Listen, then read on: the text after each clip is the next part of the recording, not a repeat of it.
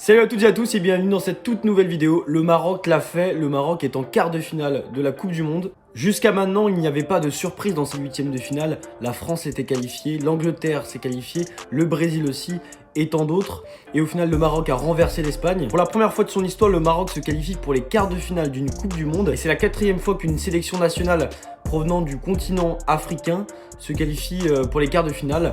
Il y a eu le Cameroun en 90, le Sénégal en 2002 et le Ghana en 2010. Il n'y a pas eu de but dans ce match qui a duré 120 minutes.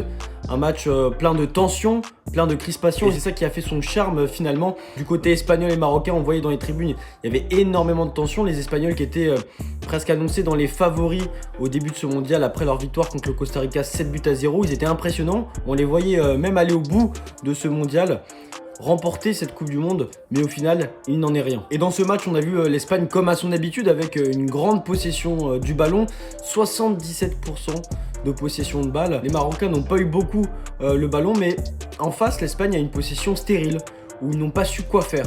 Ils étaient en manque d'inspiration face à un bloc compact marocain. Et à noter que l'Espagne a réalisé son premier tir cadré à la 54e minute. C'est dire la difficulté que c'est de briser les lignes marocaines. Et en plus, c'était sur un coup de pied arrêté frappé par Olmo.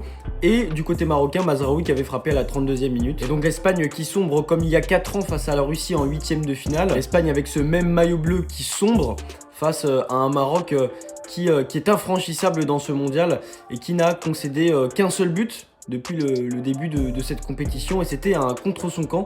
Donc voilà, c'est l'équipe la plus défensive de ce mondial, et ça va être très difficile pour toutes les équipes d'affronter cette sélection nationale. Et dans ce match qui a duré 120 minutes, on a vu des Espagnols garder le ballon, essayer de trouver des solutions, même dans les dernières minutes. Luis Enrique n'en revenait pas sur son banc. Ça se voyait qu'il se posait la question, mais comment c'est possible que mon équipe, très offensif pourtant, n'arrive pas à trouver la faille face au Maroc?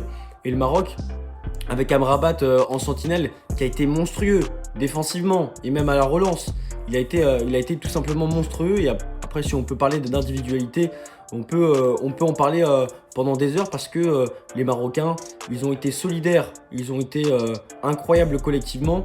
Mais chaque individualité a été importante. Ça a été une addition de talent pour sortir cette Espagne. Et ce qui est fou, c'est qu'on sait que l'Espagne, c'est l'équipe dans cette Coupe du Monde qui arrive le mieux à briser les lignes adverses. Avec un milieu de terrain talentueux, avec un Busquets en rampe de lancement, ils arrivent très bien à trouver leurs attaquants.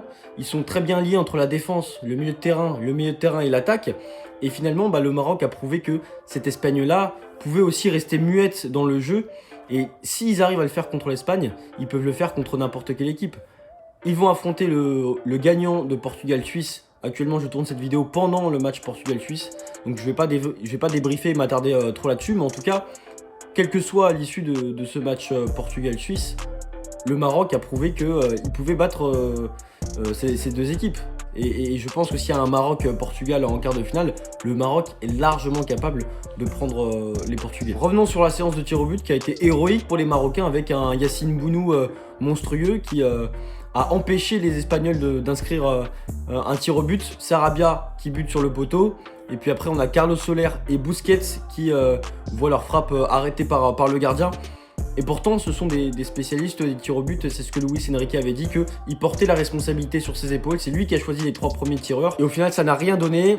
Et pourtant, Luis Enrique avait demandé à chaque joueur de la sélection espagnole, avant de venir au mondial, de tirer 1000 pénaltys en club pour s'entraîner.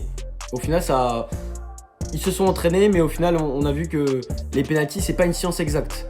C'est pratiquement du 50-50. Il faut gérer les émotions.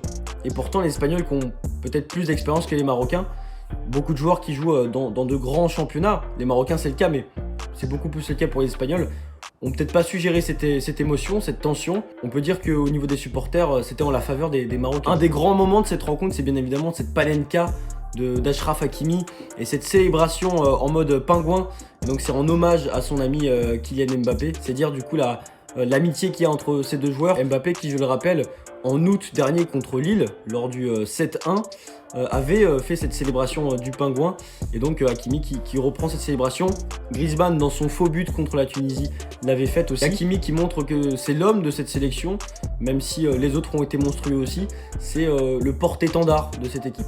comme peut l'être Neymar avec le Brésil, Messi avec l'Argentine et Mbappé avec la France, Hakimi Lé avec le Maroc. Ça fait beaucoup de Parisiens finalement. Et après la victoire, Regragui et Yacine Bounou ont été portés en triomphe par les joueurs marocains comme un symbole. Regragui qui est un maître tacticien et qui depuis le début le prouve, et il l'a prouvé encore une fois. Et Yacine Bounou qui a été voilà, l'homme de cette séance de tir au but, et ça pourra servir peut-être contre le prochain adversaire si les Marocains sont amenés à être en séance de tir au but, parce qu'ils ont un jeu comme ça, c'est-à-dire qu'ils pourraient ne pas marquer de but et garder leur cage inviolée et aller jusqu'à la séance de tir au but, et ils n'ont rien à perdre parce qu'ils ont déjà marqué l'histoire.